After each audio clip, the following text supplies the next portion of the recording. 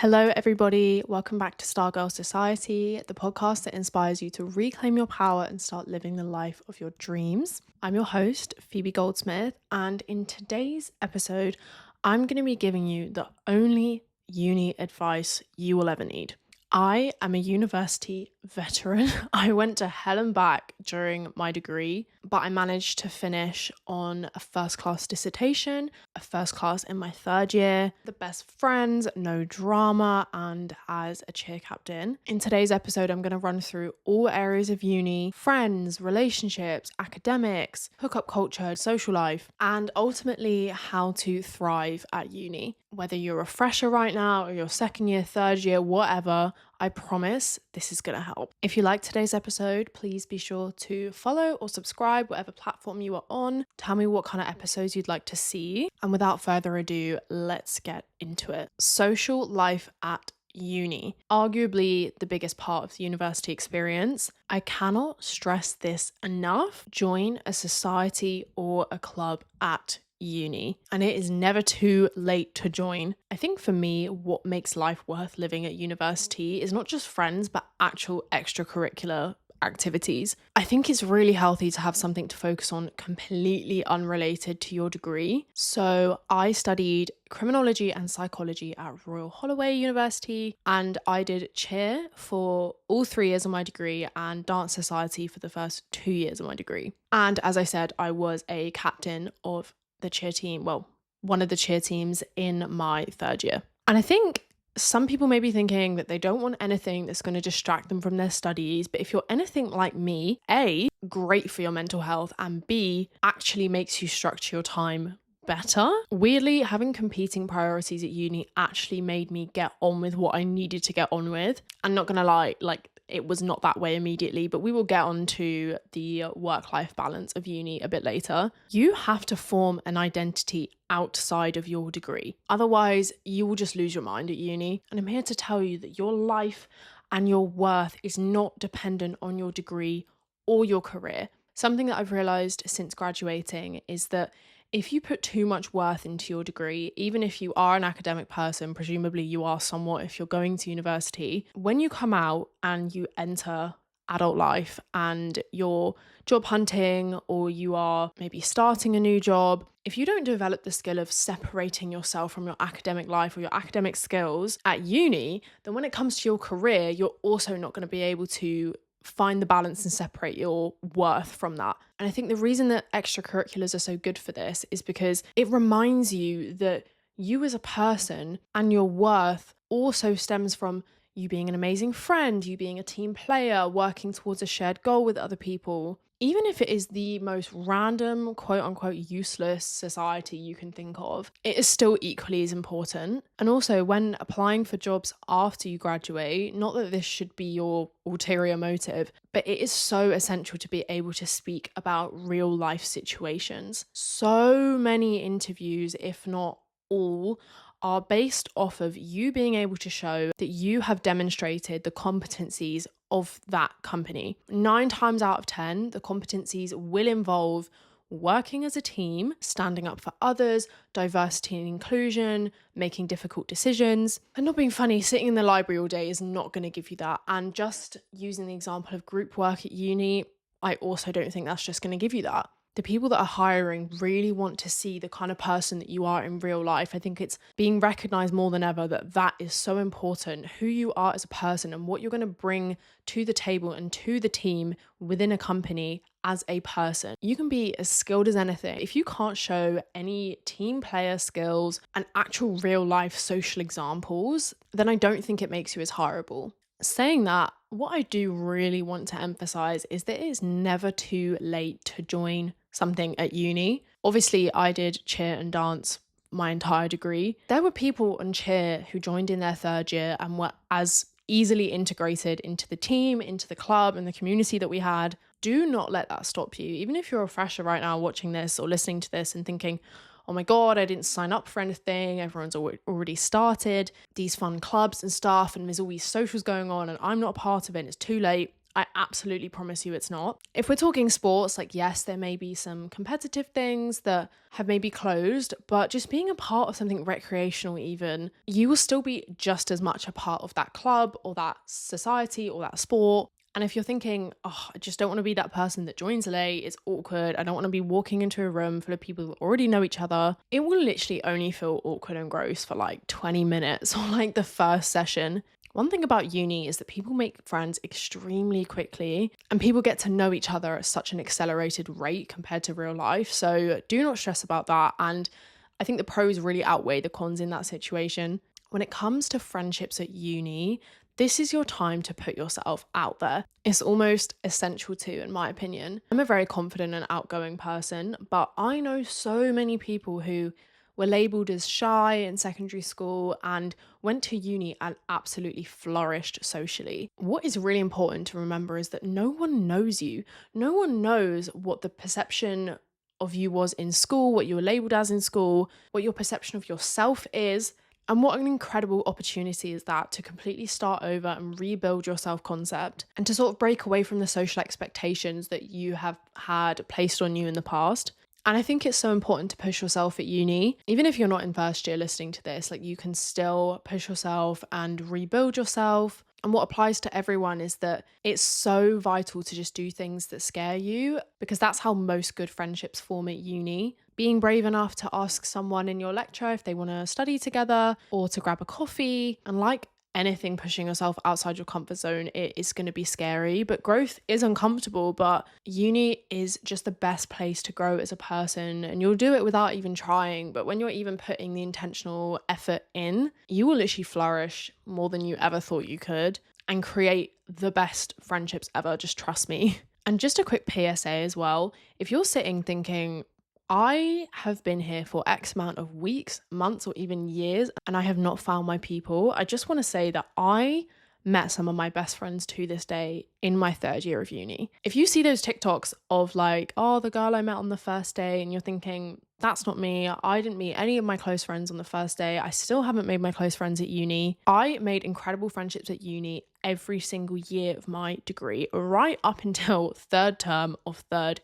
year. So do not stress. On the flip side of that, if you are very comfortable with your friendships, particularly if you're in first year, don't close yourself off to anything. If there is one thing that all graduates, I think, would agree on, it's that the people you were friends with in first year, most of them will not be your friends necessarily by the time you graduate.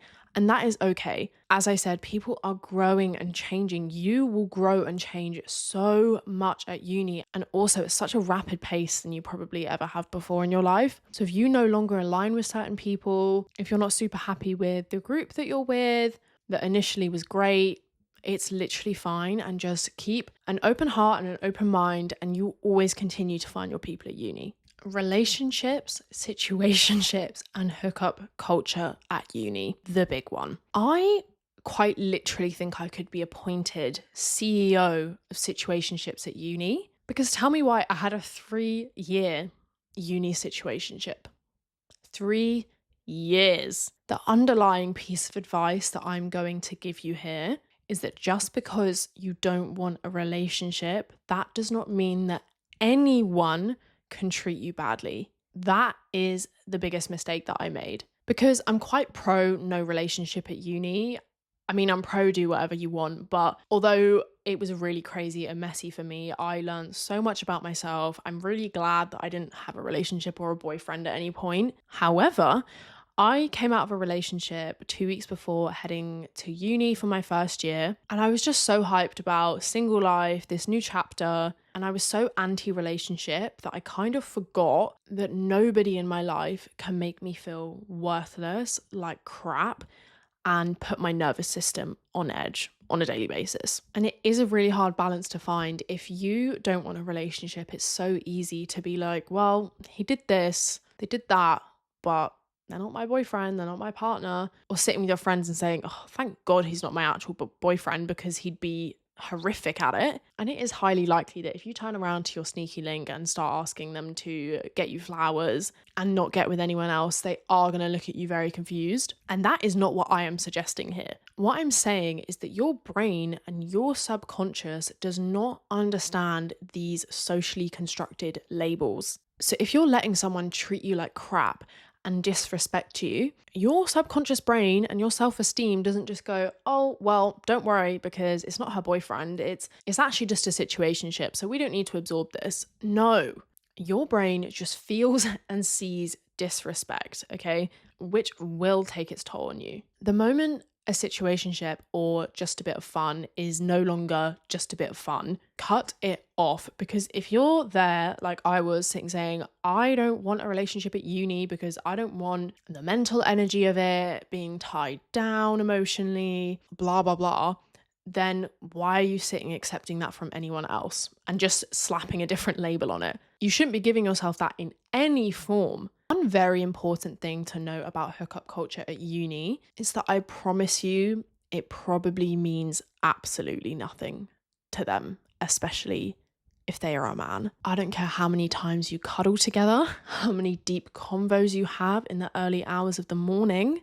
until it is so beyond objectively clear that they are pursuing you for a relationship, assume they could not give two craps about you and your feelings. And I hate to give that advice, I really do. It is a massive shame that that is the case, but I'm just looking out for you here. And this may be hard to hear, but if someone was really interested in you from a relationship standpoint in the first place, they would not have wanted to just sleep with you or say it just happened as a bit fun.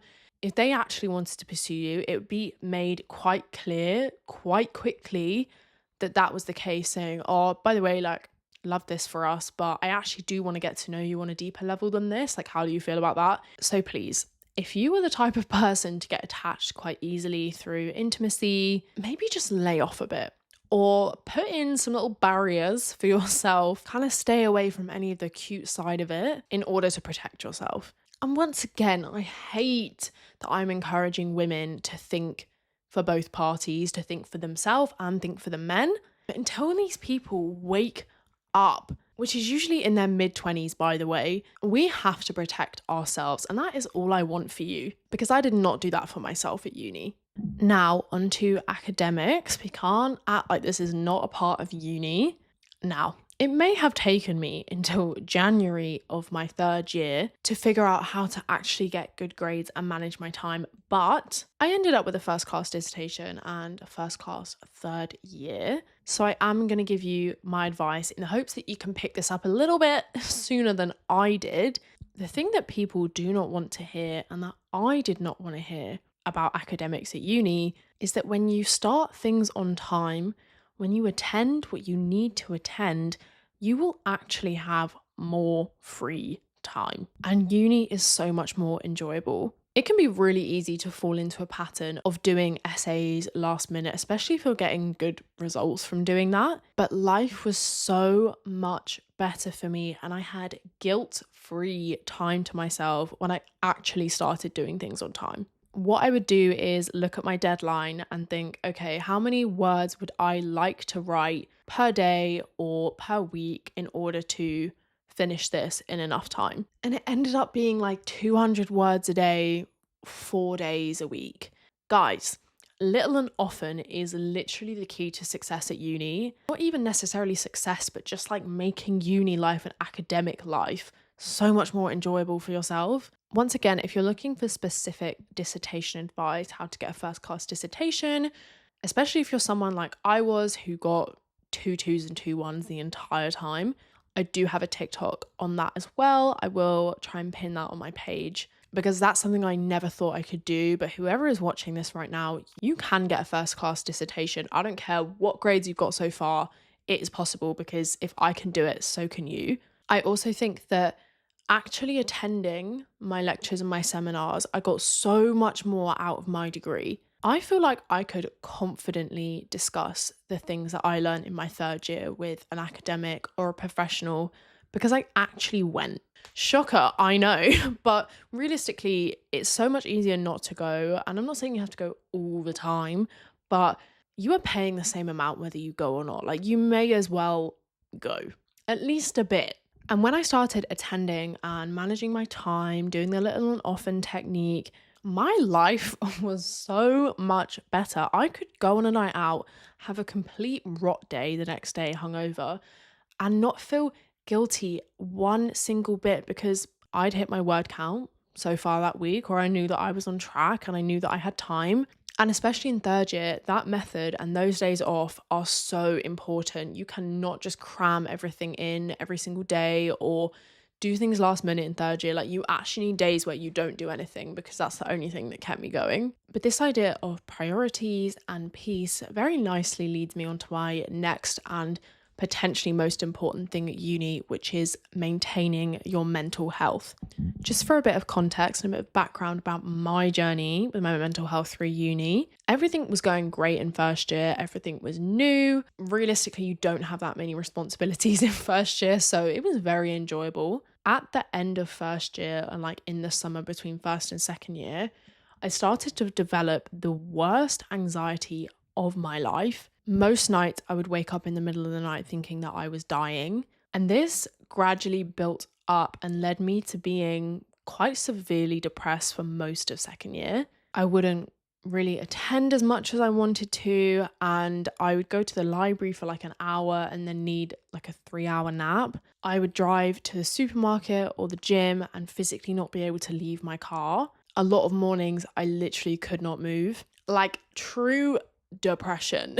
I was completely detached mentally from reality. I think that's why I did experience that paralysis that people talk about, where you were telling your body to move, but you were just so far removed that there's just no like mind-body connection anymore. You physically cannot get out of bed or do the basic things that you need to. This was partially due to some personal things I had going on, a lot to do with the toxic situationship thing, and also just massively a mental health thing in general. And bear in mind, I managed to pull myself back and have the best third year ever, and like the best year of my life, full stop. And this is how I got there. First things first, get help. Therapy and counselling is free at university.